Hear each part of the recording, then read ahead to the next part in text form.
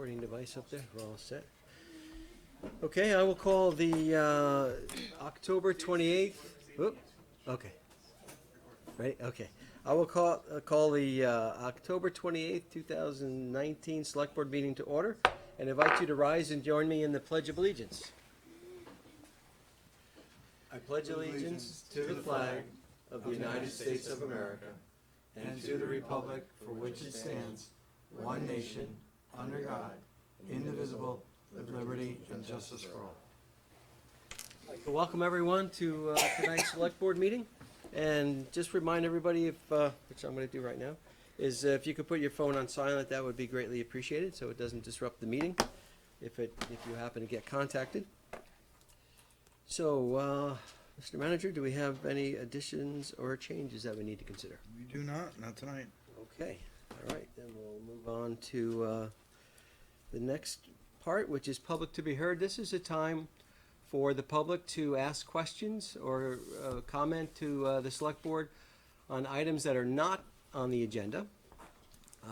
So is there anyone here tonight wishing to speak during public to be heard?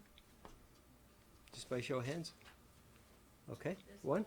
If you could stand and state your name for the record, please. Sure. Sue Schaefer. I am a resident of the town, and let me first say that I really appreciate all your hard work. I've followed in the newspaper and on your on the town's on the website and so on, sort of all of the merger, non-merger, all the questions and all the. It's rather a lot actually. Yes. I would have come tomorrow night, just for all of us, it just wouldn't work out, so I'd at least like to ask a question.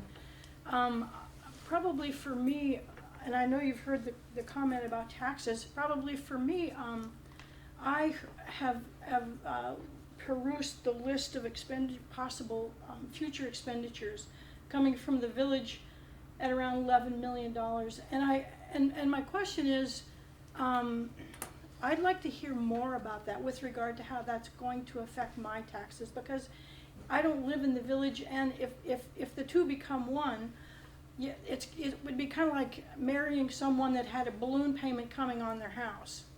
And I at least feel like I have to ask the questions like how exactly would that work, especially given those expenditures wouldn't have been a cost that I would have been expected to cover had it maintained the status quo that it has now. And also, I guess, I think I might have read somewhere that the option not to merger and keep it the way it is and work more toward it hasn't been presented. So I guess my question with regard to that is, and I'm almost done, thanks for your patience.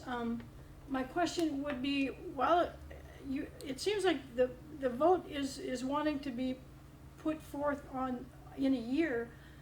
Isn't there time to explore some of that? Because I mean, a year's quite a long time, and I know that there's been money already spent, but I mean, it's a fairly serious thing for taxpayers to look at all of what's going on. So might there not be a little bit more a little bit more investigation, I want to say, of some of those kinds of possibilities. And thank you for your time and listening. Okay, thank you, Sue. Yeah, those are things where the details, the next phase, we'll need to put an outline together that has some details on it that people can look at and then weigh from there. So thank you for your comments, Sue. And if you have any additional questions, and you can't go to the meeting tomorrow, feel free to email the manager. Thank you. And we can try to include those. Okay. Anybody else for public to be heard? Okay, we're gonna. If you don't mind. Yes. I just have a quick announcement. Normally, I know it would be a select board thing. It's a comment for something that's not on the agenda. I realize I'm not a public. Well, we do that at select board comments. Yeah, I just, there are a lot of people here right now who I think may leave. It'll be quick. The school board is having a pie and pie charts night on November 19th. I will be submitting several pies for judging and competition, where the school board is going to go over the budget, and we're also going to be feeding anyone who wants to come. every school board member is going to make a pie. We're inviting people to come and just eat it. So I just wanted to mention it because I know the meeting oftentimes a lot of people clear out, before we get to the select board comments. Okay. All right, thanks for sharing that. I may have missed my opportunity. Should I have asked to pull the minutes into the business agenda when we were talking about agenda changes? I'm sorry, because sometimes we do it when we get to the consent agenda, sometimes we do it at the beginning. Mr. Chair, that's fine to do it now.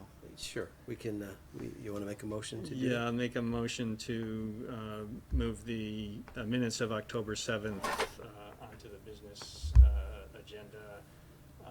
We can put it at, I guess, above 5F. Okay, do I have a second? Second. Okay, any further discussion about moving the minutes of October 7th, 2019 out of consent and into business item E.1 or whatever? Okay, hearing none. All those in favor signify by saying aye. Aye. Aye. Aye. Okay, motion passes. Thank you. Okay, anybody else? Okay, we're going to move on to business items, and up first, we have a first-class liquor license approval. It's the Valley Vape Company doing business as the food bar, and I know Alex is here. We can have you come on up. Yeah, right there would be great. So what we're going to do is just review your license, and if we have questions, we will ask you directly. Okay. And give you an opportunity to talk about your business. So first up, from the board, any questions or concerns? Well, actually, you want to introduce it? Because I know there's Sure. The police, so the liquor license application for food bar went to the clerk's office. They sent it to the police station, police office, police department. No concerns. Police are fine with it, and I'll let Ms. Ms. Morano speak to it. But it's a new business opening up on Park Street and looking to serve some drinks. okay, and it's a first-class liquor license with an outdoor consumption, even though the application has checked box against first and third-class liquor license. That's an error, right? I thought that third class was to serve spirits and first class was to serve beer. Well, and wine. spirits, you get that not from the local Okay. municipality, but from the state. So all we can do is first and second. Got it. So I think I just thought because you forward these on to the state that I needed to click both of them. Yeah. I'll figure it out. You'll be approving the We'll first be approving class just if the you do first that class tonight. Excellent. part of it and the outdoor consumption, but Okay. we can't touch the third class. Sure, Okay. no problem. Okay, great. Yeah, so any comments or concerns from the board on this? Okay, everything looked okay except for that third class check. You had your liquor seminar quite recently. Yeah, I had been up to date on my second class, but I took the first class so I'd be able to train my employees and things like that. Yep. Took it like a month ago. Tell us a little bit about your space. Sure. Tell us a little bit also about the outdoor seating, and tell us a little bit about your business. Absolutely. And what you're proposing to do. So it's sort of a concept, but it's an Italian deli in its fare of the food that I'm serving. There will be prepared foods in a deli case like typical Italian delis or even regular delis would have. But then I also have a larger menu for things that you can eat in. And it's a bit of a concept, and I just want some good atmosphere, some good cocktails, and to serve the best pasta. So that's pretty much the whole thing. I think good cocktails, a good open space is something that the town sort of needs. Something a little less like a pub, essentially. But that's it. It's very, very small. It's 1,000 square feet, and most of it's taken up by my bathrooms so that I can have more than 25 seats, and by my kitchen. So it's all bar style seating. And then my outdoor seating is I have 5 picnic tables. I just want people to have the option to go outside and take their drinks outside if they wanted to. And that's not in the parking lot, it's the outdoor seating. It's on a deck. It has a on deck. a deck, okay. Mhm, yeah. Great. I feel foolish asking my question because I feel like maybe I should know the answer already. The Valley Vape Company, is there any vaping involved? Absolutely not. Totally different space, totally different concept for the business. It made sense for me to combine them as a DBA and just do all of my business dealings under one. So it's merely the umbrella title for your LLC, Is the and the Valley food bar lives within. Yeah, it just made sense with being able to expand the business in certain ways, and we're just doing business as the food bar. But it's when I file my taxes and things like that, I would file under the Valley Vape, or if I'm getting a license like this, I file under the Valley Vape. But it's a totally separate location. I only want the liquor license I'm getting for the 34 Park Street. The 12 Park Street, I intend to keep the second class liquor license, and there is no vaping involved at all in my restaurant. And there won't be like sales of. Oh God, no. I don't mean to be rude. I just want to make sure that I did due diligence, and if we already knew this and I wasn't paying attention, that would be It's odd. I understand that would be how I live. So There is no sales of any tobacco whatsoever, any tobacco products or vape products, or the like at all. Just regular food, and hopefully alcohol, if you guys let me. Okay, so do I have a motion to approve? Andy? I move that the select board approve first-class liquor license with outdoor consumption permit for the Valley Vape Company LLC doing business as the food bar. Thank you, Andy. Do I have a second? Second. Thank you. Patrick, any further discussion on this? With Approval? outdoor consumption permit? Oh, yeah. said outdoor consumption. Oh, I missed that, I'm sorry. Any further discussion? Okay, hearing none, all those in favor of approving the first-class liquor license for Valley Vape Company doing business as the food bar signify by saying aye. Aye. Opposed? Okay, motion passes unanimously, but before you go, Alex, we need to give you the usual admonition, and that is that the select board takes the issuance of liquor licenses very seriously, as should the area establishments that serve alcohol. We expect you to not serve anyone underage, nor anyone who's obviously inebriated. Absolutely. We want to thank you for doing business in Essex and growing. That's wonderful. And we wish you a very good year. And we hope if your license is no issues for this next year, we won't have to have you come back for the renewal. Okay. So as long as you have a clean record, I which we absolutely anticipate will, I having. promise. Thank you guys very much. Okay, thank you, Alex. thank Thank you. you. Okay, next item of business is 5B, and that's, we are fortunate, we have an interview for both, we have two people interviewing for one opening on the Zoning Board of Adjustment. And I see we have both Jeff and Mike here. Hello, Mike. So, as is our practice, when there are when there's one opening, thank you, Mike, and two people going for it, we're going to ask, one to step out, and we go in order of what's on the agenda here. So, what we'd like to do is invite Jeff Benjamin up to the table. And first of all, thank you for being willing to step forward and be considered as for appointment to this board. Yeah, no problem. And what we'd like to hear is a little bit of your background, particularly as it may pertain to the job you'd be doing on the ZBA, and what your interest is on choosing the ZBA over some of the other openings we have on committees and such. Well, there wasn't any particular reason for the ZBA versus other committees. For me, it's more about community pride, getting involved with the community and getting back on some boards in the area. I am born and raised in Essex, grew up in the village, going through Hiawatha ADL to high school. I now live in the town. My daughter went through Essex Elementary and Founders, and now goes to Essex Middle School.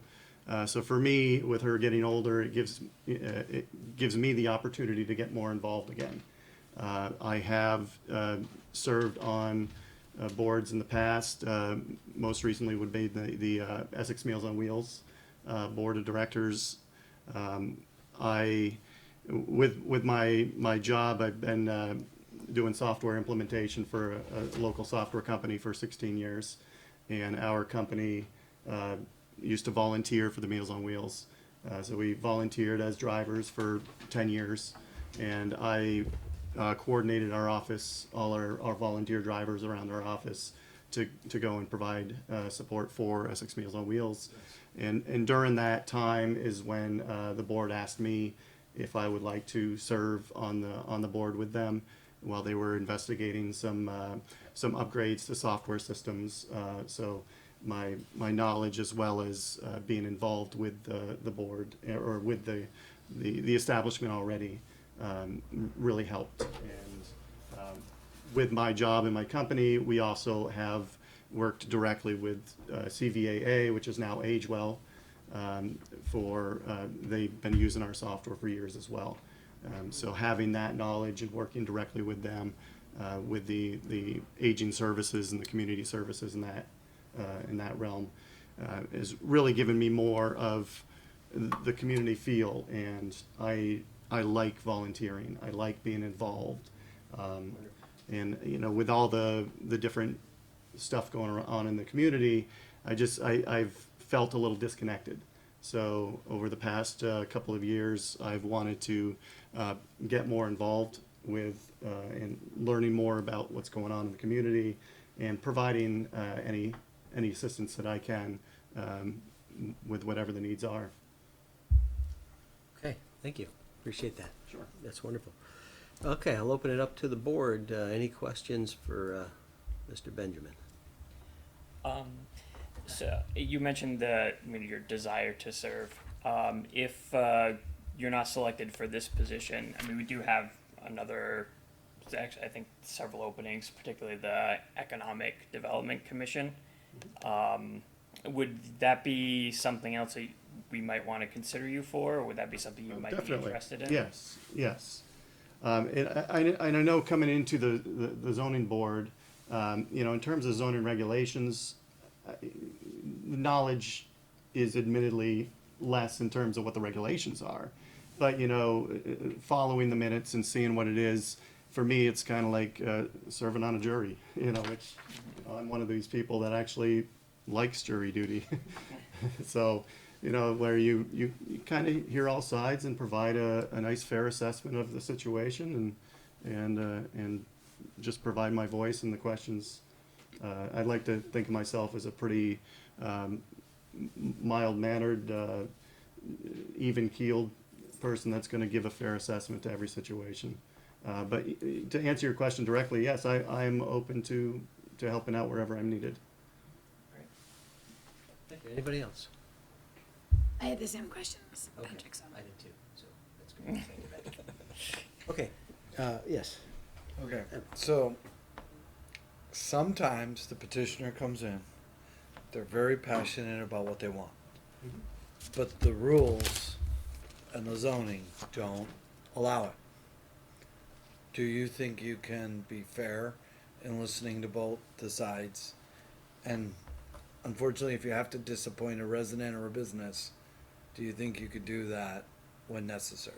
Yeah, I think it's important to listen to all sides, and it is important to be fair. Yeah, not everybody's going to get what they want, and that holds true for a lot of situations. So I have no problem being fair when fair is necessary. Okay, anybody else? Irene, what's up? I'd like to be fair to the applicant. The Essex Economic Development Commission meets at 8 a.m. on Fridays now, so it is very different than someone saying I could meet one night with one committee versus another night with a different committee. So I just want the board as well as the applicant to be aware of that time constraint, because a lot of working folks can't show up regularly in the middle of the workday. Thank you. So the ZBA meets, I think it's the first Thursday of the month. Is it the second Thursday? First. I think it's the first, yeah. And I think they meet about every other month on average, maybe 8 times a year. And does that work with your Yes. schedule? Yes.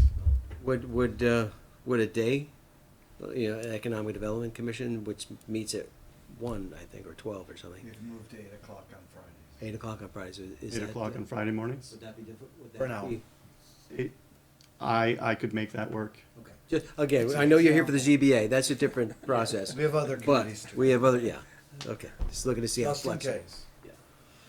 Okay, then if there's no other questions for you, I want to thank you very much for stepping forward and being willing to consider being appointed to the board, to the ZBA. And since there's multiple candidates, we'll have an executive session later tonight. You're free to go now. And Or stay. somebody, or stay, it's I'll up to you. step back in. And somebody from the manager's office will get to you within a short while. Hopefully tomorrow, but maybe at least within a couple days. I appreciate Okay, your time. thank you so much, very sir. Thank you for coming in.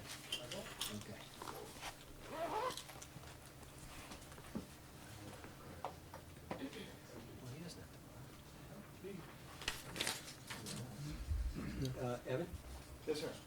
Jeff's welcome to sit in. He's done, so he can be part of the public. Jeff, the chair says if you want to sit in, you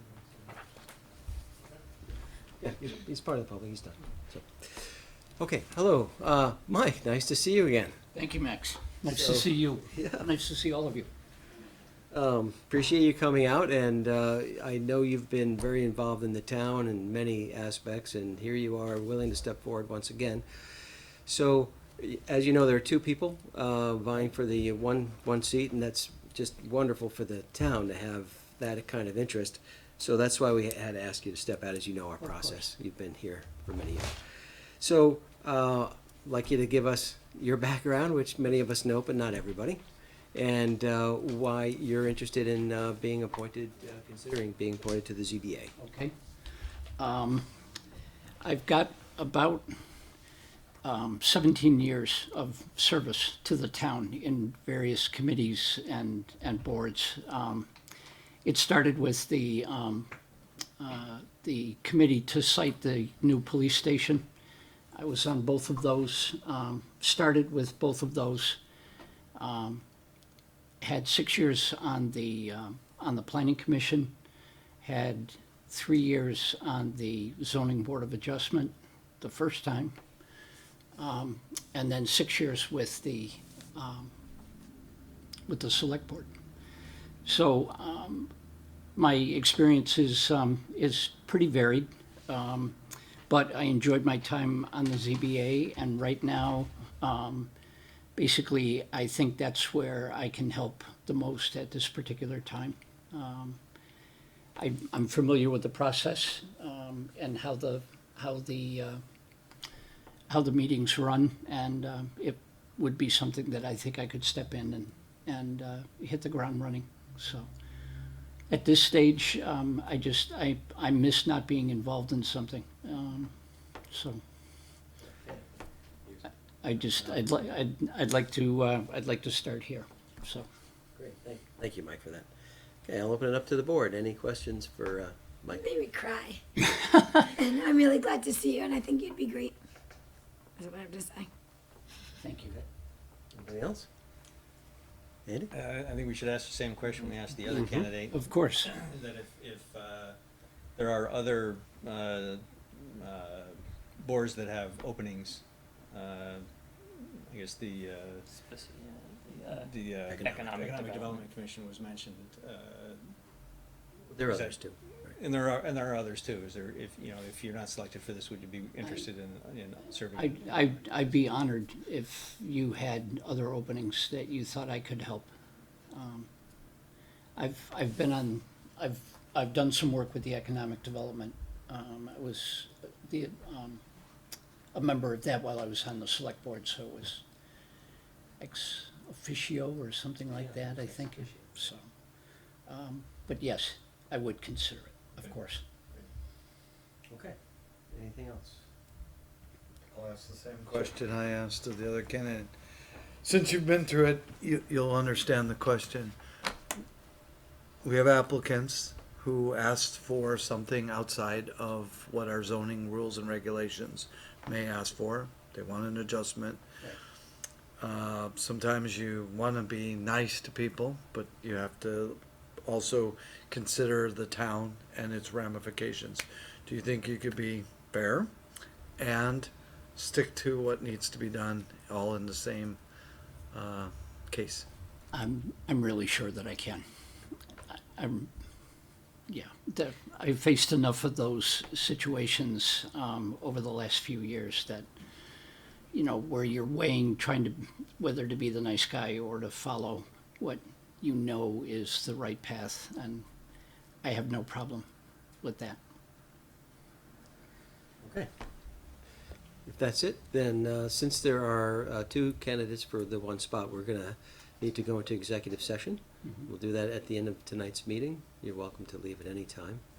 And then we'll discuss it, come out of executive session, make a decision. Sure. And then somebody from the manager's office will contact you this week Okay, with the result.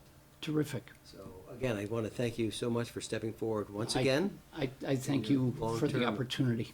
I thank you for the opportunity. Well, thank you for giving your time to the community. Sure. Okay. Thanks, Seeing Mike. you. Okay, so that's 5C. We're going to go on to business item 5D. And we're being asked to look at accepting the Saxon Hill Vision Framework. And tonight we have Darren, and he brought along, I'm sorry, I forgot the name. We have Sharon, Ally, and Okay, Drew. awesome. So, we have a presentation, okay, great. Yeah, come on up to the table. There's plenty of seats.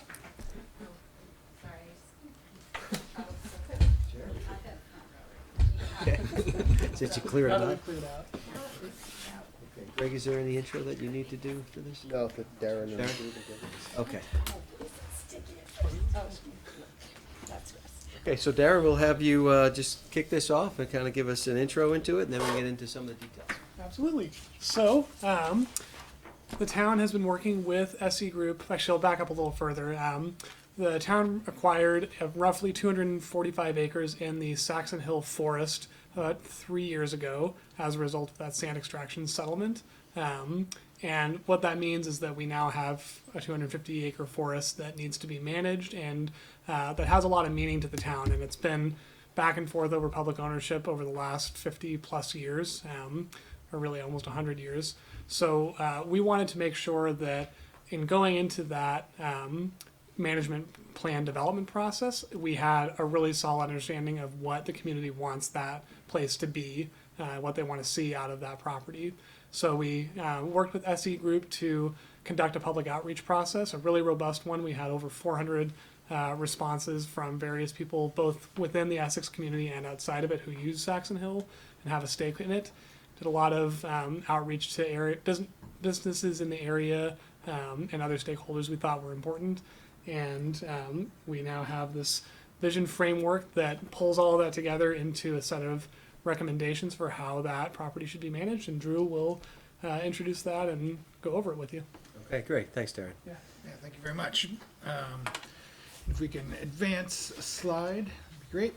So I'll just give you a quick overview, and I'll probably skip over a little bit because Darren filled in a bit there. We'll talk about the public engagement that happened, the vision framework, which is really the so what's of that public engagement, and then happy to answer any questions that you all might have. So the next one there, the project overview. Sorry, I have a lot of slides that are just quick. Go to the next one. That's SE Group.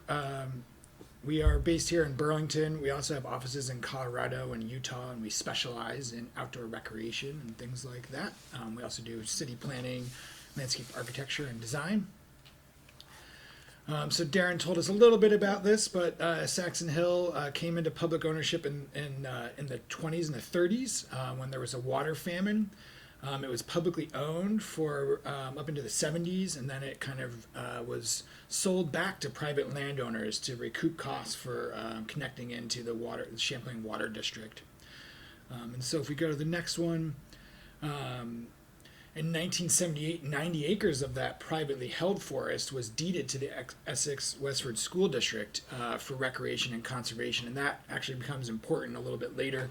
That is the school district parcels in blue there, and that's where a lot of currently the trails that people are using and think of as Saxon Hill is that land owned by the school district.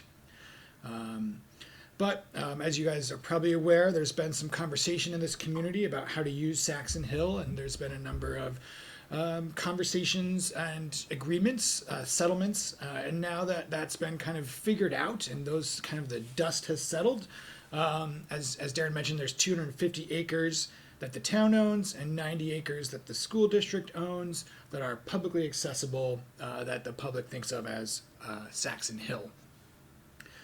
Yep. To the next one, there are a number of conservation measures that are in place on these 250 acres. You guys probably knows as well, just a refresher there, is that there's a deed covenant that in the acquiring this land through that settlement, it had to be used for conservation or recreation only. And it's passive recreation is the way it's written into the deed.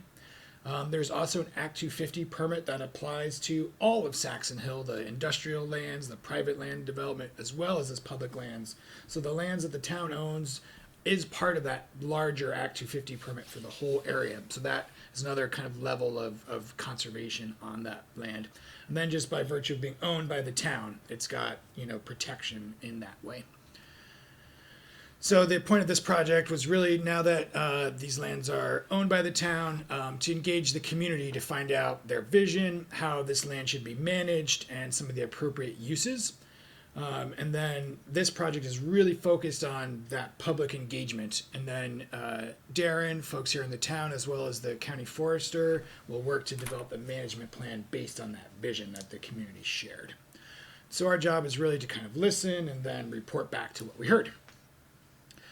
And so we did have a forest walk where we walked with members of the community. We had about 35 people come out, but we also had a tent set up in the parking lot and engaged a lot more people who just happened to be there recreating that day. And so we saw a lot of people on the site. We had an open house at Fit to Excel. And I think we had about 50 people come by to that. We had over 400 survey responses, which was really good for a town of this size. That was huge. Bigger even than when we did a similar project in Richmond last year. I thought 300 survey responses there was really good, but this one was even bigger. We held stakeholder interviews with local businesses, with some of the user groups. Then we had a presentation of the concept and the results here in this room a few weeks ago. And we've had a really engaged a steering committee also generously donating their time. So we asked people about their existing experience, and the next one, their future experience. And the next one, we asked about the management balance, and I'll get into that a little bit more in a moment. And then we asked about natural resources. So what have people seen out there? This photo is really interesting. That deer, that baby deer, was at my feet in South Burlington when I was trying to put up a trail counter 3 summers ago. And I like to point that out because I didn't notice it was there until it got up and ran away, and it was right at my feet. I could be a little bit, oblivious when I'm in the woods and working on something. This is true, but these things may be out there and we never see them. And so we asked people to tell us what they saw, and there are a lot of wildlife using this parcel now. So we asked people to draw ideas on the maps, and so we really tried to engage them about all the aspects of Saxon Hill through this process.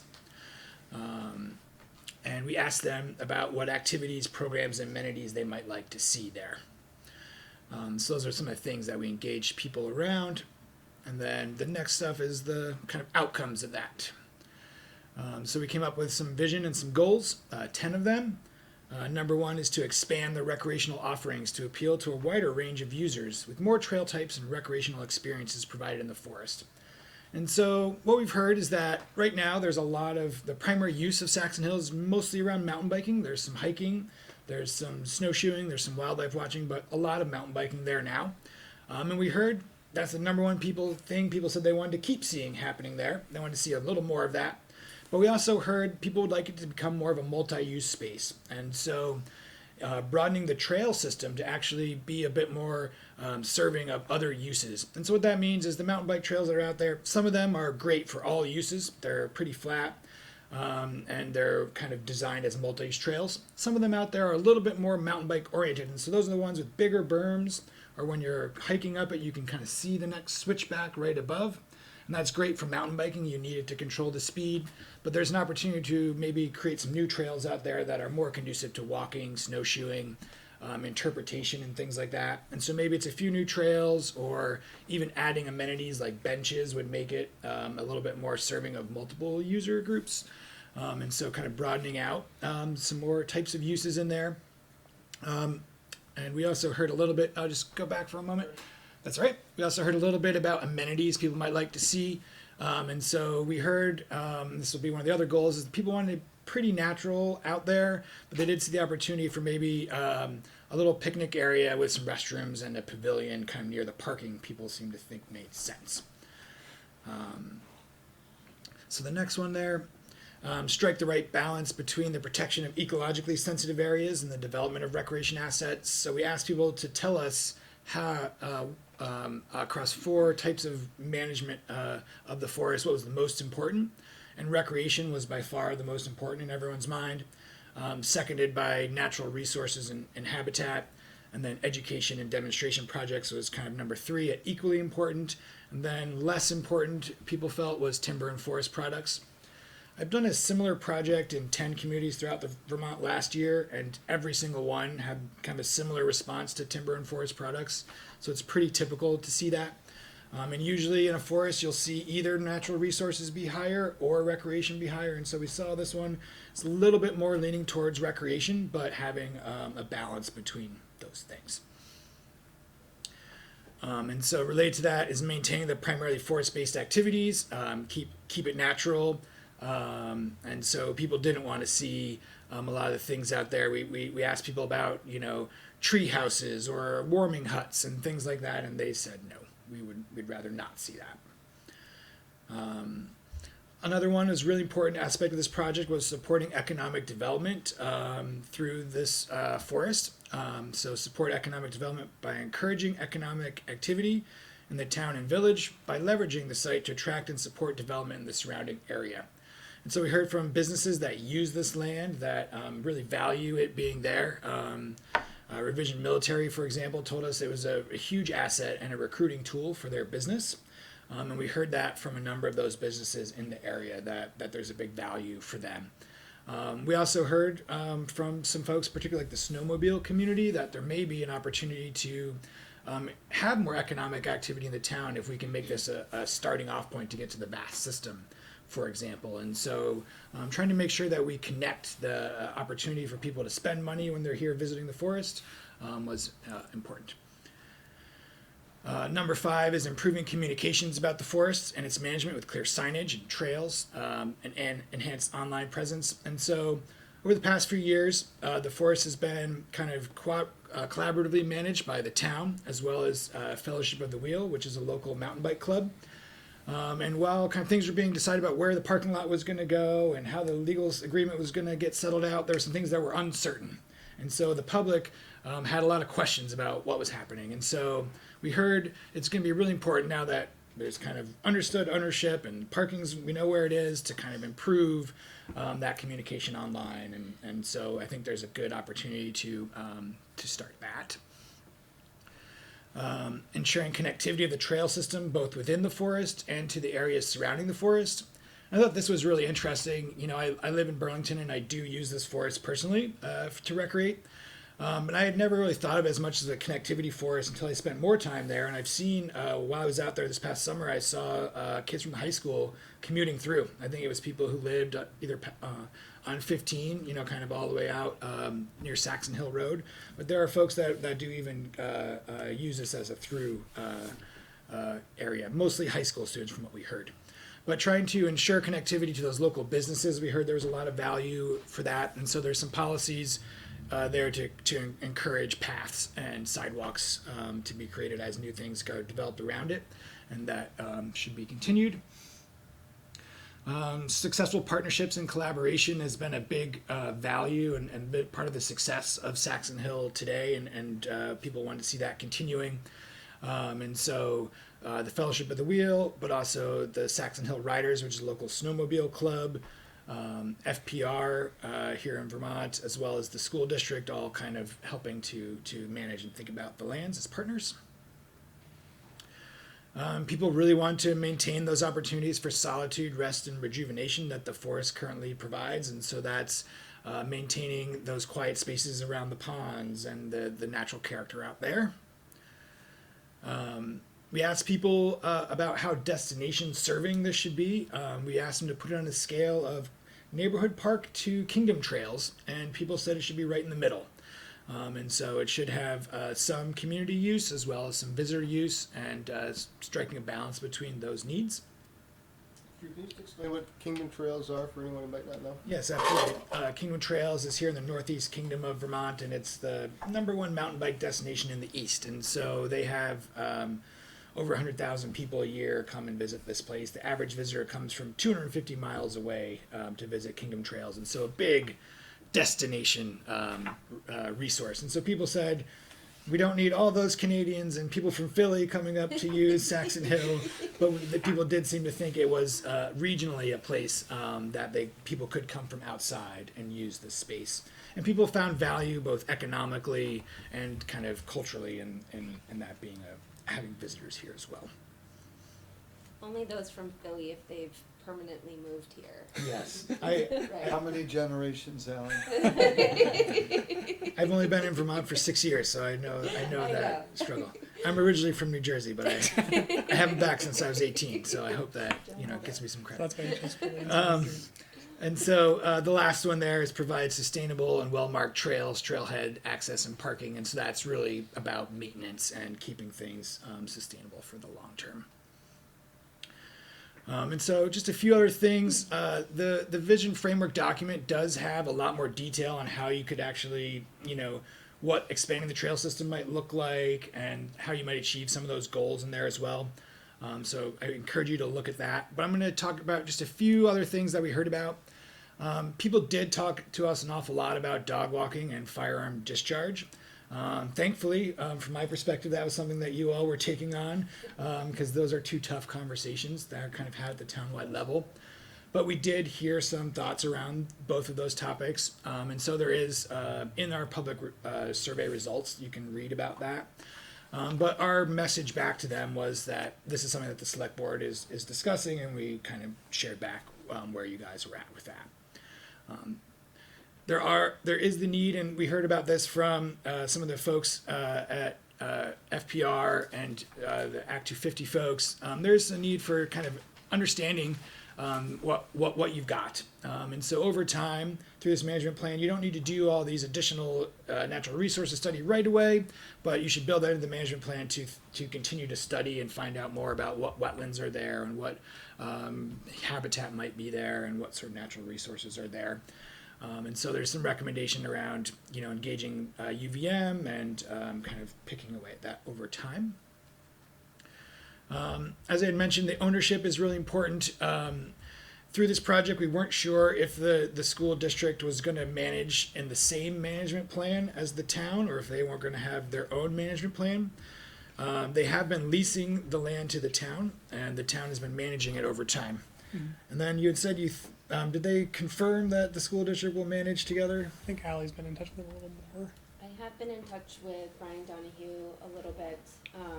Right now it's going to stay as is, but that requires a vote for any ownership change to switch. So with the timeline and everything of a management plan coming to the table, it wasn't going to work anyway. We had a 25-year lease from the school district for that Right. parcel, which is Yes, about halfway through. Around there. Yeah, so, I think it can be discussed further, but right now, at least we know where we stand with it, and that we've always kind of been caretakers of that 90 acres. Please. So the school district. Speaking of school district. Yeah. Just for clarification, the school district did recently form a task team that's going to look at all of our properties. That's probably going to occur over the next year or so. But I saw that Brian Donahue and Bruce are both, they were on the steering committee here, and they're also on that committee as well. So I think there will probably be some answer and clarification over the next year or so as, we basically overhaul and look at all of the existing ownership. But yeah, right now there's nothing, but I would say, within a year, we'll probably have a pretty good idea about what the school wants to do with everything that it owns. Okay. And I think around that, either whoever owns it is not really important, I think, for the way the public is using it. Particularly, they don't know who owns what. And so just for your benefit, I think it's helpful to know that when people hear Saxon Hill in their head, they're usually thinking about the school district parcel, at least as of now, because the town-owned lands have trails from the 70s or 80s, but a lot of the newer trails are not on that area. And so currently people are often thinking of Saxon Hill as both of those two parcels together. And so just so you know that moving forward, to be clear about which lands are you talking about when you talk about Saxon Hill. And we think if they are managed separately, that it'll be important to make that clear. You know, if there are different things allowed on one parcel than are allowed on the other, that'll need to be really clear in the signage and your regulations. Because right now in the field, there's no way to tell if you're on one parcel or the other. Yep. And then funding priorities, we asked people to spend monopoly dollars and tell us how they would like to spend their $5. And so we gave them $5, but they had to choose between 7 buckets, so they couldn't pay for everything. And on the left, you're seeing the open house responses, and on the right, you're seeing survey. And they both felt that new trail development and maintenance and upkeep were the number 1 and number 2 things, which is really good, as well as signage was really high with both of them. At the open house, there's a little bit more funding put into conservation and habitat, but there was a lot of kind of agreement across the two. We also asked about fees, and people felt pretty strongly there should be no fee to use Saxon Hill. And so part of that, we'll need to identify funding sources to do improvements and maintenance there, but people felt pretty strongly there shouldn't be a fee. And parking and access, it becomes a pretty important tool to do things like controlling how destination oriented this forest is. Part of that would be how you build the trails and how you promote them, but also the size of the parking and things like that. And so there is a temporary parking lot that's out there now. Some people have said it can be close to capacity, and so that's something we think you should study over time before the permanent parking lot is constructed. That will happen as the sand extraction kind of carries on. There will be a permanent parking lot created, and that's good because it'll give you time to actually study how this temporary one is used before the permanent one goes into place. We also did hear about the opportunity to create this as a kind of a jumping off point into the vast system. So the vast snowmobile trails, 4,400 miles throughout Vermont. And the existing system has one trail that goes through the forest now, and it has for decades. Saxon Hill Road, once it enters the forest and stops being a town road, is the trail. What we heard from the snowmobilers is that they don't really need a new trails. They just want to be able to get onto the trail there. And so having trailer access here could become a really good jumping off point for all of Chittenden County. There's a few places with trailer access in Chittenden, but it's pretty limited. And there could be a pretty big economic benefit there just because snowmobilers are one of the higher spending profiles for recreational users. They're often buying gas and they're driving a little bit further away. And so if you can be the place where they're starting their day and ending their day, that can be good economically. And so we heard that could be a good place for that. You would just need to make sure that parking lot has pull through, 2 entrances, can do trailers. That'd be good for summer and winter use as well. But then also just a very short connector trail, or just letting them ride on the road currently to get them to the trail would be for that. And so, like I said, there's a lot more in the document itself, but really happy to answer any questions if you have any. Okay. Thank you, Drew. Thanks for walking us through that. A lot of good information in there. Good feedback from the public, from both the open house and the survey. Yeah, over 400 respondents. Is pretty good.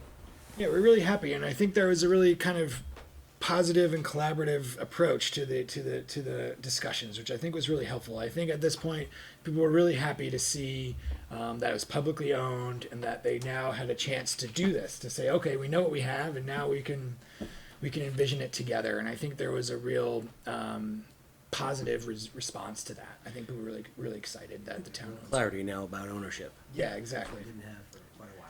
And where we can use it and how, and so. Yeah, and as Drew said, a lot of sense of collaboration of like, this is something we have together and we want to maintain it in a way that is good for everybody and that we're all involved in. I think people really just feel connected to it and want to see it succeed. Yeah, and that they're interested also in having it be for regional use as well, and not just cut it off to just residents. So. Okay, so I'd like to open it up to the board to see if they have any questions or comments they'd like to share. Anybody? I don't have any questions. It's so thorough and also beautiful and fun, and it sounds like it was a really good time to have the conversations. It sounds like it was greatly enjoyable. Yeah, absolutely. I really enjoyed myself. I go out there for fun, so Yeah. going out there with a group of Right. community members was great. Bumping into more while you're out there, that's great. Yeah, absolutely feel blessed, especially when it's a place that I personally love like this as well. Thank you for your work. Is there any possibility, you had mentioned Kingdom Trails, and that came to my mind as well, you know, just being up there and seeing how much use, you know, the mountain bike paths get. Is there any possibility that there may be something that we can do in conjunction with them? Like, you know, because I know they have, like, they pull in, like, festivals of people. Yes. So, you know, if, you know, maybe we can get some tourists who might want to come and spend some dollars in Essex. If we can, you know, I don't know if there's the possibility of, you know, some sort of interaction there that we could leverage, but. Yeah, absolutely. Kingdom Trails just started to this year. They're part of an initiative called Bike the Borderlands, and so it's I think 6 mountain bike systems across Vermont, New Hampshire, and southern Quebec, and so they're all kind of promoting themselves together. And they say, come and check out one of us, and check out one of our sister trails as well. And so this is very much, you know, to the farther flung people. Come to the northern border area to mountain bike, and so certainly kind of maybe being part of that or kind of being promoted alongside that would be very helpful. The forest is currently used for events, like Earl's, for example, does a number of events out there, demo days, maybe smaller scale, but it could be a good place for venues. For example, the Vermont Mountain Bike Cycling League has recently started, I think 2 years ago. This could be a good place to have an event like that, which would then kind of could be associated with them because they have an event there as well, and so kind of another circuit. We did hear even, for example, that Smugs will send people to Saxon Hill after they've ridden out Smugs. And so that's kind of, you know, it does have some of that value, I think, regionally, that we're already hearing that it does have that kind of tourism value. And also fellowships membership. Yeah, absolutely. Fellowships membership is broad within Chittenden County, and so it's getting a lot of kind of attention or love from that. And then there was one more minor thing just in the draft that we have here. It's, you know, again, very minor, but there are references to just the Essex School District, which doesn't exist anymore. Just Essex Westford, yeah, should be universal throughout this. Sorry. We'll figure those out. Yeah. Or Thanks. find them in there. My notebook's over there. Sure, Okay. Patrick is a member of the Essex Westford School District as well as the Select Board. Oh, great. Well, thank you for catching that. I apologize for I actually didn't. Diane Clemens did, and she told me to mention it, so I was under orders. Told you. Yes. Consider it done. Okay. Anybody else, Sandy? One of my coworkers was in Westford, and now then he moved to the village, and so I should know it. Andy? Yeah, we've had similar discussions about Indian Brook Reservoir, and we had Ethan Tapper was in here telling us how important forest management is, and I know your survey, your discussions said that it was a lower priority for the participants. Just wondering about was there conversation about it? You know, significant objection. Yeah, without a doubt, Ethan was a part of this process, and I highly encourage you to leverage his expertise. He's really good in both forestry, but also kind of the community aspects of this and the community conversations. So as much as you can get him to come, I encourage you to do so. He's really good at that. But he, in this process, did also talk about the value potentially of some of these forest management practices that could actually enhance recreation, that could enhance conservation. And so this is something we also heard through that 10-town process, is that you can do two things at once. And often if you're managing a project for both timber and for recreation, you can achieve both of those goals at the same time. And so part of what we've heard, we didn't hear that people were opposed to any forestry practices out there at all. I think it was primarily people didn't want to see big logging projects out there or resource extraction out there. They wanted to see conservation, but there is conservation forestry that's trying to just maintain the health of the forest. And I think we heard from everybody they really value a healthy forest. Almost above all else, they really wanted to see that natural appearing forest system staying. So I think I wouldn't take that as kind of being the lowest as a mandate to do no forestry out there, because that won't achieve any of your goals. But just to know that the number one thing people would like to see out of development out there would be rec, and then make sure that if you're doing forestry, it's not detracting from those other things. Okay, thank you. Yeah, And Ethan might also add in a few things. One about managing the deer population, and that's yes. an issue in many of our forest lands, and just finding a way to do that that also fits with the other uses of the property in a way that's makes everyone feel like they're safe and making sure that the goals are achieved.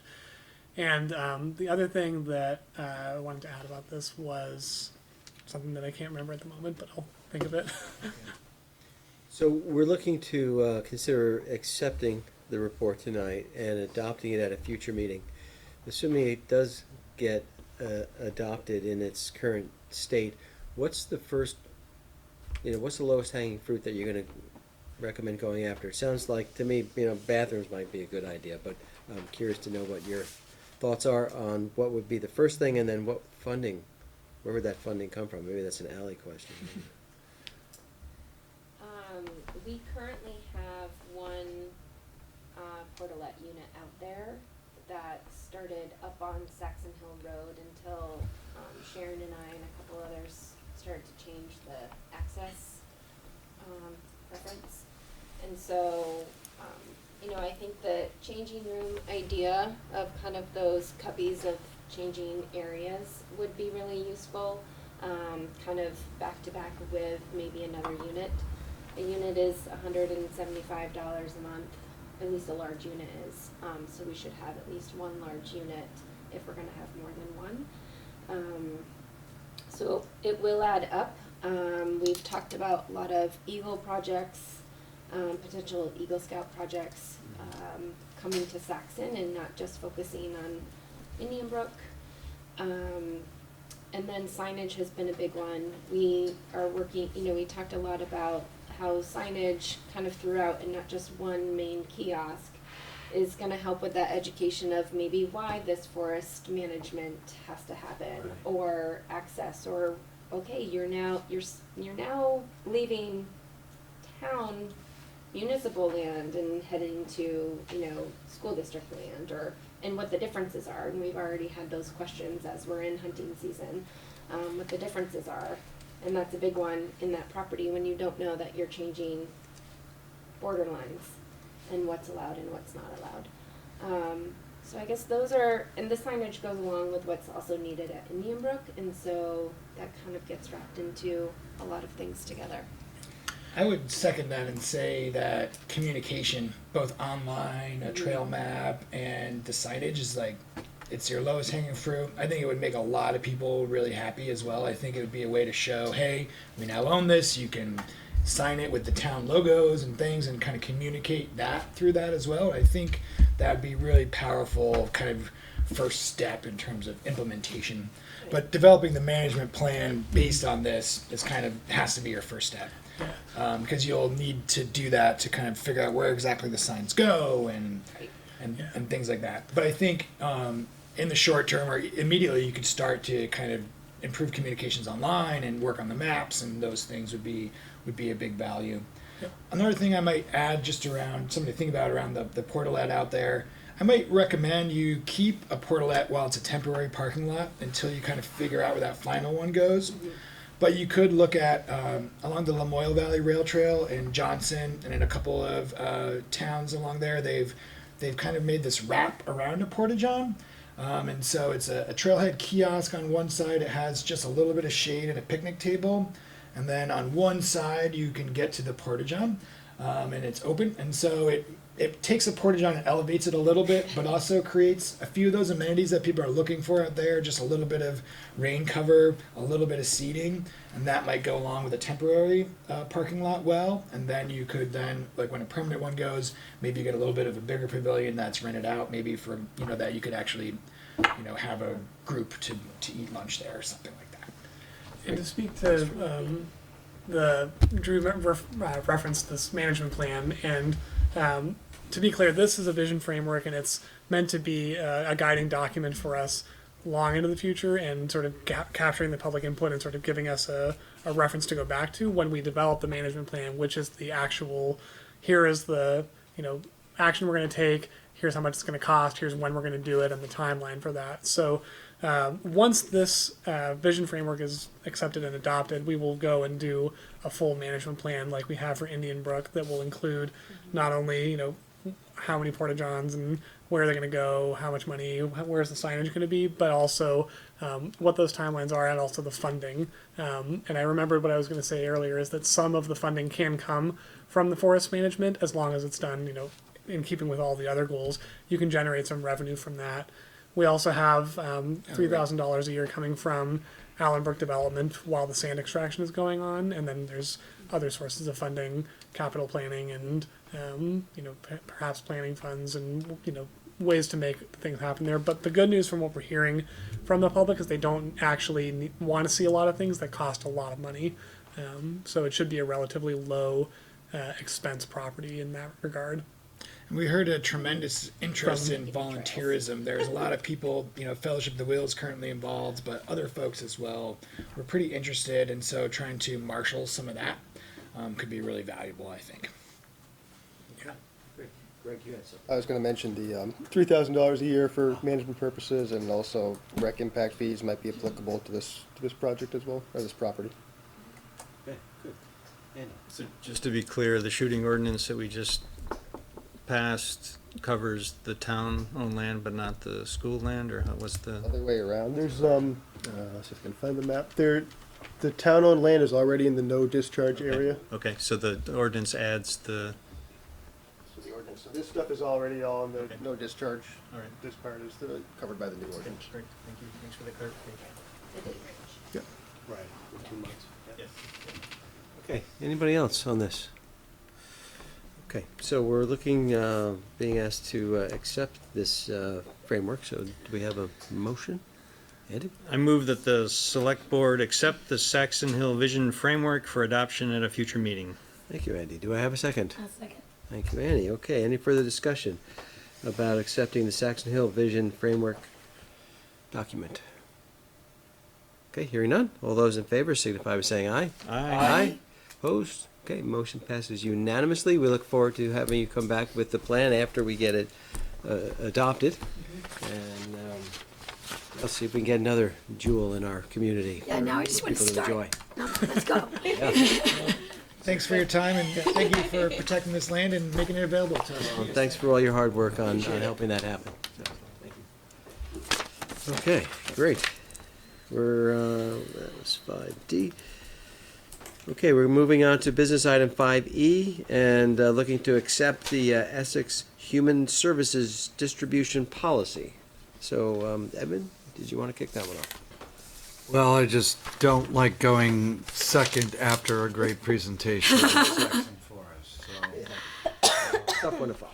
It is an absolute tough one. A great job by Darren, community development, all the staff of community development, plus recreation, plus Lots of volunteers. Huge effort. and a great idea to have the site off, you know, that group, and you had it at Fit to Excel. Great ad lib. Keep it up. Thanks, Darren. It was nice to have it out there. So, for many of the people at home, maybe they know, maybe they don't. Many years ago, Andy, maybe you can help out how long ago it was that the voters added 1% of the town budget. 87 sound about right? Okay, 87. We'll go with that. Dedicated 1% of the town budget to health and human services. So the they gave the, what, I'll jump you there. you know, jump me to where we need to be. So it always fell to the manager to put together a process and how to make a recommendation on how to distribute these funds. I started here 20 months ago, and I looked at it and I said, we need to get a little better process of how we're going to do it. Manager's always busy right around this time of year doing budgets, and then it just kind of. So I asked Tammy, Chief of Police, the Fire Department,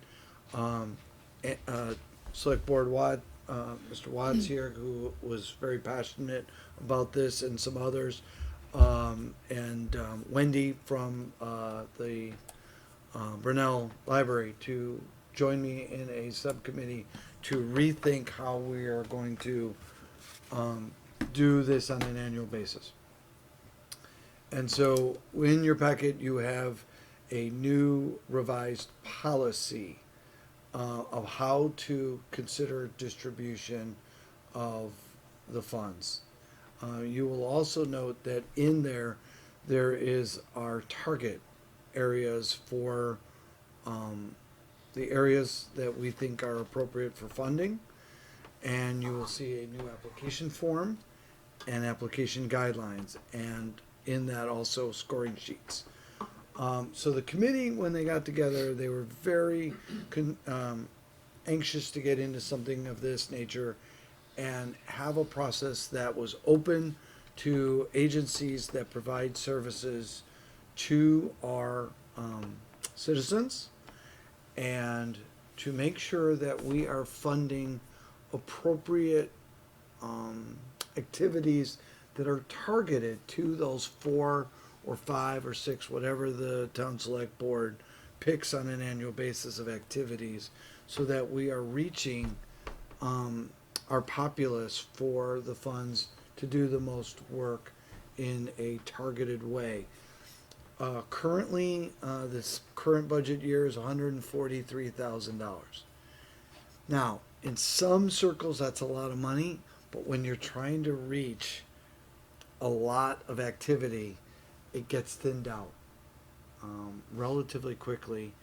And you've heard me say this, I've worked with the school district a lot. I take a lot of cues from our school district and our recreation department about what is happening in our community.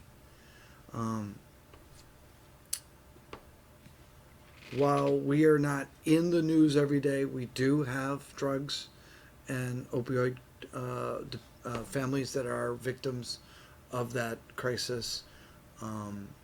We do have mental illness and different forms of it throughout our community. We do have a lot of families who need food assistance. And I'm going to ask Pat, and off the cuff, about 27% of school district children, families, are on some type of food assistance. Yeah. Sound about right? That's about right. Yeah, it's higher in the Junction area than it is out in Essex, which is why we have free food service in the summer at Maple Street, but we don't have it out in the town anymore because it's based off of like the radius about where the population is, which I think is like tragic. That it's so a lot of our concerns deal around food security. They deal around the home, and how much it costs to live around here, and that stress of that activity, drugs, mental illness, etc. So you'll see that, and that's because of the comments and the cooperation from the staff departments that are public service. They're facing the public every day, and so that's what they felt some of our focus should be. And so with this, we also put in that we had always had, or of recent vintage, a 501c3 requirement, and we continue that. And also we want, one of the things we did not want to do was ask our grant applicantees for more information than we were ever going to use. So if we're not going to do an audit of you, I mean, if your whole entire organization, we really didn't want your entire audit from the federal government or from other agencies if we weren't gonna, we just wanted to know what you wanted to do with the funds, or how you help the greater Essex community, how much of your ask is a part of your budget, because we do not want to be responsible for one day if we stop funding you or reduce your funding that you're going to go out of business. We just want to be a supplement, not your total funding. And then we want to make sure we're hitting as many of our vulnerable populations as we can, but be able to do something instead of maybe just $500 or $1,000. We want it to be a little bit higher and make sure we're using our resources. It does cost us money and time and other things to go through these applicants and release checks. So we want to be more targeted. And then I'll answer any questions. Okay, thank you, Evan. Yeah, any questions or comments from the board? I know, Andy, you were involved on the committee, right? Yeah. Did I miss? Please. This is replacing a policy that simply said that applications were due by a certain date, and that's usually the end of December, and then there was another clause in the policy that said that if you're late, you can be accepted up to another date. So rather than just have that, and it was in December, which is right at the beginning of when we start doing budget season, we don't look at the stuff until April anyway. And so the couple things have happened here. One is we've shifted the timeline so that applications are due in the middle of February, so it's after we're done with the budget. We've trimmed down the as you said, the material that we're asking for. We've digitized the application. Yeah, everything, it's online. We've told them that's preferable that they do it online. There's a fixed size to the boxes that they have that they can put text into, so that they're not giving us a 20-page document. Right. So they need to be very concise. There's a cap of $25,000 per program. So, I know VNA's been getting a little bit over 50,000 a year, so they could potentially ask for 2 programs of 25,000 each. And that would be okay? That would be okay based on the way that the guidelines are set. This. And some of this isn't actually part of the policy. The policy, it says that we're leaving the form and some of the criteria up to the managers and this committee's discretion, so that we don't have to change the policy every time there's a change to it. So there's a cap. You can ask for more than one. There's a scoring sheet that we'll use, that the committee will use to determine where the funding should go. It's a 1 through 5 scale. The other thing I guess I should point out is we stole a lot of this from a community out in Washington State. Borrowed. So maybe stole it around. Pilfered. So they have a very similar program, and they were very happy to show us what they had and let us use it. You asked. We asked, yes, we did. Not We stealing absolutely or asked. pilfering. And the scoring too was another important piece of it, where they were very happy to explain how they did it. That's great. And sent us all of their documentation, and were willing to talk on the phone about it. And so That's great. And so the intent is that in the May timeframe, or the applications would come in February. They would go to the committee sometime after that. There would be a review and a scoring, and then a discussion, and then that group would make the recommendation or provide a recommendation to Evan, which would then come to the select board Who can for review and approval. You could shift things if you want.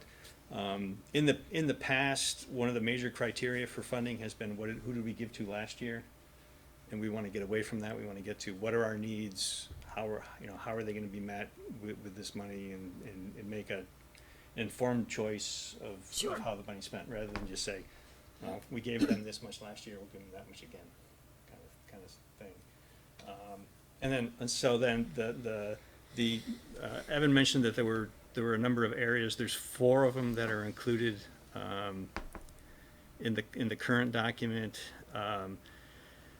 There's access to health and behavioral health, access to health and behavioral health, which includes mental illness issues, emergency food, child or family support for healthy relationships, so, family support, and then affordable housing or housing assistance are the four categories that are in the current guidelines that will go out this year for requesting funding. And so in the May timeframe, when it's time to decide where the money is going to go, we also want to ask the select board to decide which funding focus areas we want to use in the upcoming year, so that there's enough time to adjust the documentation and get ready for the next cycle when it comes around. So there's two decisions that are going to be asked, is one's for the funding and one's for the following year's focus. And so what's needed, actually today, the policy is we can't introduce and approve a policy in the same meeting. And so this is an introduction to was it accept, is that how we worded this? Yeah. So we want to accept the policy. We have to change the prior policy primarily because the schedule is changing. And we're just kind of also documenting rather than have it just be a ad hoc process, documenting some of the process as well. And as you can imagine, this will now live on our website. It will get a whole lot more attention and be more visible and Accessible. The other thing more that, the other thing understandable is, how to apply, what to apply, when to apply, and when to check. And the decision will be made. and a lot of the decisions, the choices previously were, we only sent emails to the people that got funding the previous year. Now it's going to be on the website. Anybody can go to that website and say, hey, here's a link, and send it to their favorite organization, and they can request funds. How will they know it's there That's what I was gonna ask next. on the It's website? going to be on the town website. I don't know, how will they know it's on the town website? I mean, We can will do it in also front be- porch We'll forum or something, or- We'll we'll also put it use out front on porch front forum porch forum, and- and it's actually says in the policy here that we will advertise, and it gives some examples of where we'll advertise, but not limited to. So we will, Very good. it'll be on the town website. It'll go out in front porch forum. It'll those kind of things. Andy? Maybe it's something that can live on one of those. I'm sorry, I used my voice all weekend really strong. It's not here. And maybe it can be one of those buttons on the website. Because to me, I think it's really important that organizations understand the existence, and people understand the existence of it. I mean, I'm just saying what you're saying. Patrick, you had something? Yeah, and can you talk a little bit about the scoring itself? I saw the example that you had in there. Maybe this is getting a little nitpicky, but I was curious, like, you had a 1 through 5 ranking on there. Is the committee just going to decide amongst themselves, like, this is a 5 or this is a 1, or Well- is there an existing kind of like system in place for deciding, We do have a rubric from this other Yeah, that's what I was. town out in Washington State that does this, that we definitely will share with the committee. But each a member of the committee will do their scoring independently, and then it gets populated into the spreadsheet, and then we'll have a discussion. So the interesting thing is, all the members of the committee are scoring independently, but together. So when they finish their sheet, it is populating into the score. But they don't know, they can't see what Andy did until the end. So they're doing it independently together. Yeah. And we've reconciled the fact that there could be many that come out as number 1. Yeah. And then Right. we've had the discussion about, okay, well, those ones we'll fund it 100%. Huh. And then number 2, and Sure. we'll come up with some formula Sure. for making sure all the money goes somewhere. There's also the possibility that we're undersubscribed and we give more money than is requested. So we've had discussions around that as well. But otherwise, I really like it. Yeah, it looks like a lot of good thought went in that, and I know that took a lot of time to get to where we are on that. So thank you, everybody that was involved in that. Sounds like it was fun. I too. have a couple of questions. In the focus areas, they look really good. But on the emergency food one, I'm thinking if there's a disaster of some type here, it's not just emergency food, but it could be emergency shelter that you want to have available as well. And when I roll that into looking at the scorecard, those organizations, I think, would fare poorly because it's saying in the last year, how many people have they serviced? And like the police and fire and rescue, a lot of families never use them, but they need to know that they're there if and when they need them. And I just want to see Yeah. if you can, Yeah, we had some consider that. Yeah, we had some discussions about the fact like the Red Cross you could go years without having a disaster, and then when something happens and you need it big time. You serve a lot of people, and so yeah, that's something that we've discussed, and you're right. Maybe there's a And you and I had in full disclosure, we had a quick discussion on this today, and it popped in my head. If there's a disaster in the community, and there's gonna be one, a million years, it's gonna happen. Lava cucumbers.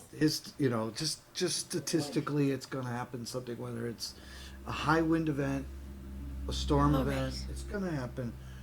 That's why you also have reserves for the community. And so if there is something of need, that is exactly what, we're not gonna sit here and let people suffer while we have a few dollars left in the bank, I would hope. And so I think if we've fallen short somewhere in this, there are agencies we should be working with in that time of need. But I'm thinking that if you can help ensure that they're going to be there and sustain them, because if they're not sustained and you need them, maybe they won't be there. So if we are looking at emergency food distribution, it doesn't necessarily have to be just a low income, but if we want to call it food distribution, affordable housing or housing assistance includes shelter. Sure. The definition of shelter is what we need it to be at the time we need it to be. So I think we can work something that in, and Andy, you're already looking at it, I see, so. But, yeah, a lot of good thought went in here. It's a But process tonight that is was the in dire policy. need of some structure.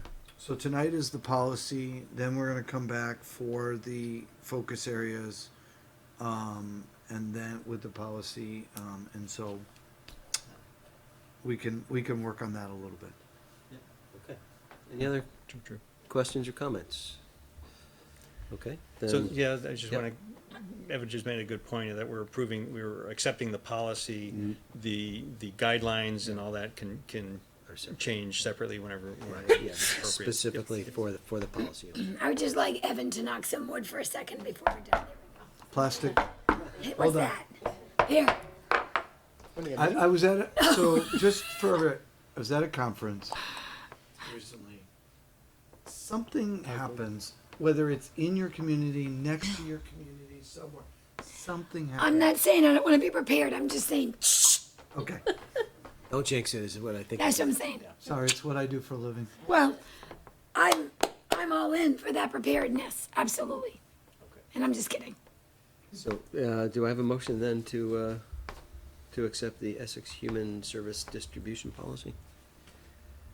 I move that the select board accept the Essex Human Services Distribution Policy. Thank you. Patrick, do I have a second? I second. Thank you, Annie. Okay, any further discussion about accepting the Essex Human Services Distribution Policy? Okay, hearing none. All those in favor signify by saying aye. Aye. Opposed? Okay, motion passes unanimously, yes. But you have one last thing. I need to single out one person for her efforts, Tammy Getchell. This doesn't happen without Tammy and her organization and desire to make this happen. Great. Well, if you could send our thanks back to her. Thank you for the committee as Work in the well. committee. They wanted to serve, they liked this idea, they were very helpful. But Tammy put all this together with their comments. So, thank So you. yes, please do thank her for us, and the rest of the committee, and Andy, I know this was a big one for you too, so thank you. Okay, great, we're gonna move on to our next business item, which is from the consent item, we moved 6B up next, and that's approval of the minutes of October 7th, 2019. It was our regular meeting, so do I have, yeah? I move approval of the Select Board meeting minutes of October 7, 2019, with Select Board member corrections. Thank you, Andy. Do I have a second? Second. Thank you, Patrick. All right, so let's, you brought it out, so why don't we see what you have? Yeah, so it was pointed out to me that Ken Signorello spoke during Public to be Heard.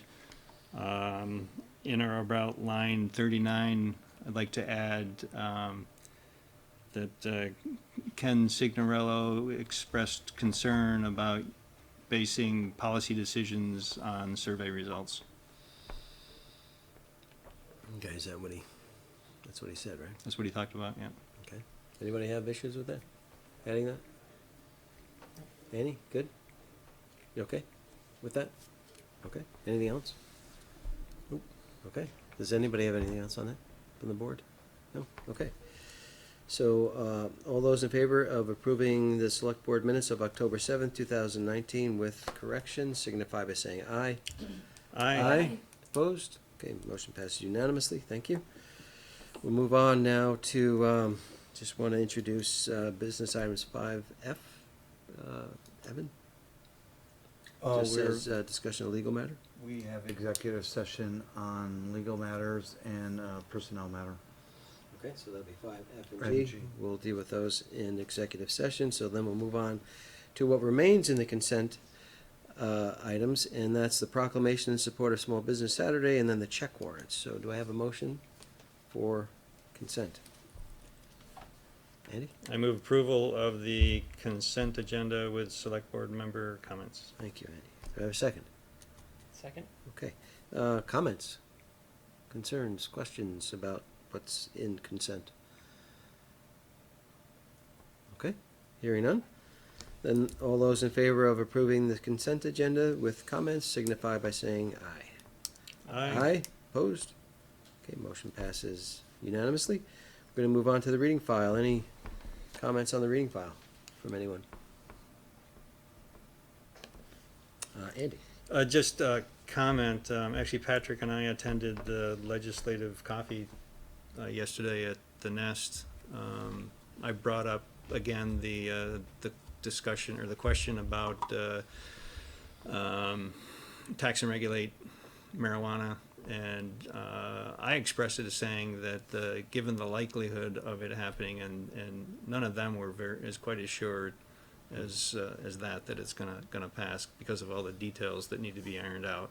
But they did, as I mentioned before, the VLCT also encouraged us to document our position if we have one, and get it to them before the session starts. And I know that the VLCT is crafting a proposed language that we could use or amend as we see fit if we want to do so. So it's probably wise to get out ahead of that. Yeah. So Yeah. it's probably good for a future discussion, I would think. Okay, anything else in the reading file?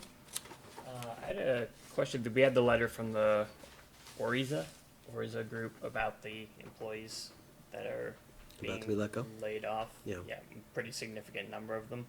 Now, is the expectation that most of those are going to be rehired when the new contract group comes in, or are we not sure about that yet? That's a hope. They have the expertise to do what they're doing. Our concern is that depending upon what the federal government is doing with visas and background checks and other things, there may or may not be the work volume. But the Senator Leahy's office response was there is likely to be a new contractor. They were likely to be based out of here. A lot of these employees are home-based or not necessarily office people, but they are not saying anything, and we have no connection to Orzinga. but we did contact Senator Leahy's office for some support. Thanks, I appreciate you guys digging into it. Okay, anything else? Andy? Anything? Nope. We have another meeting a week from tonight. Yes, we did. We, Joint. no, it's just a regular meeting, right? A regular meeting and a joint meeting is what's scheduled. First Monday of the month. Oh, yeah, okay. And So my question is gonna be, do we need them? So I think, our general practice is if we find that we don't need it, we'd love to cancel it. But usually we keep it until a couple of days or so before, and so that we don't accidentally cancel something and then need to redo it. But we will try. As you know, Mr. Watts, we don't love night meetings anymore than anybody else. Annie? There is a meeting on November 26th, a regular meeting and a joint meeting. And if I understand correctly, that is the week of Thanksgiving. And I'm just thinking, are we all in town? I'm aware of at least one person from the select board who's not going to be in town. We will take that under advisement, and maybe what we'll do is send something out to see what our attendance is gonna be for that meeting. That's probably a good idea. I feel like that's tight. It's Tuesday. I feel like that's tight. I don't mean tight. I mean, We will do that. It's a good suggestion. Okay, any other comments? Okay. Irene? Everyone has a few questions.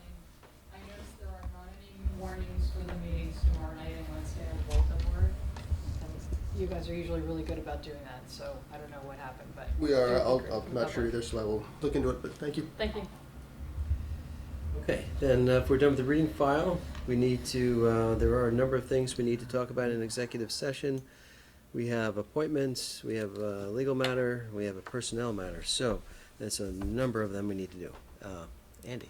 I move that the select board make the specific finding that general public knowledge of pending or probable civil litigation to which the public body is or may be a party would place the town at a substantial disadvantage. Thank you. Do I have a second? Second? Okay, any further discussion on that motion? Hearing none, all those in favor signify by saying aye. Aye. Okay, we need another one, Andy? I move that the select board enter into executive session to discuss pending or probable civil litigation to which the public body is or may be a party pursuant to 1 VSA Section 313A1E to include the unified manager, deputy manager, and town attorneys. Thank you, Andy. Do I have a second on that one? Second? Patrick, any further discussion on that executive session motion? Hearing none, all those in favor signify by saying aye. Aye. Okay, and then we need one more. Andy? I move that the select board enter into executive session to discuss the employment of a public employee in accordance with 1 VSA Section 313A3 and to include the unified manager and deputy manager. Thank you, Andy. Do I have a second on that one? Second. Okay, thank you, Patrick. Any further discussion about that motion for executive session? Okay, hearing none, all those in favor, signify by saying aye. Aye. Opposed? Okay, passed unanimously. We'll go into executive session. Yep, upstairs. We'll bring those and we can Bring these sign for them up there. signature. Okay, so Scott, we're gonna head out so you can break down. We'll adjourn.